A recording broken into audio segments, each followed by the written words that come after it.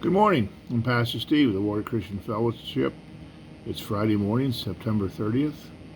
Tomorrow starts October already. I'm always amazed how the time goes. The older I get, the faster it seems to go, and the less time I seem to have in doing stuff. But I'm glad we could be together for some devotional time this morning.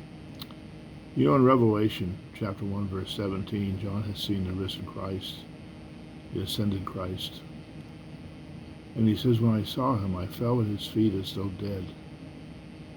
He was so overwhelmed with the presence of Christ, he fell at his feet as though dead. You know, the Bible gives us two basic commands, and one is to love God, and one is to love one another. We are all so different. We all have different personalities, different ways of doing things, different ways of thinking. We all have good points. We all have bad points. You know, we're all a mess in a lot of ways, and fortunately, God came for us. But, you know, we can't make human comparisons. Because sometimes I'll look at somebody and say, I would never do that, or how could they do that, or I wish I could be more like them. That's a pride issue. When John, who lived with Jesus, traveled with Jesus, ate meals with Jesus, they slept on the ground near Jesus, all the things the disciples did, when he saw him in a resurrected, ascended state, in his glory, he fell as though dead in front of him. He was that overwhelmed.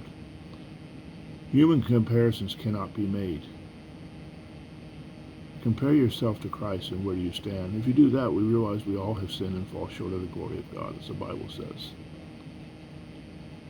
But we love him, and he loves us. With all of our shortcomings, he loves us. And our standard for love should never be higher than his. We should love others as well, because God is a God of love. So think about that and how you respond to other people. I'm a mess, you're a mess, we're all a mess, but yet we all have something in common, and that's the relationship with Jesus. He is the one that's making us better. If he can accept us as we are, we can do that too, and hopefully help others to change and grow closer to him. I hope this helps you. I hope you have a great weekend. Remember, Sunday's a day of worship. Go to church. May God bless you. May you have a wonderful day, and I'll see you again Monday morning. Be well, friends. Have a great weekend. Bye-bye.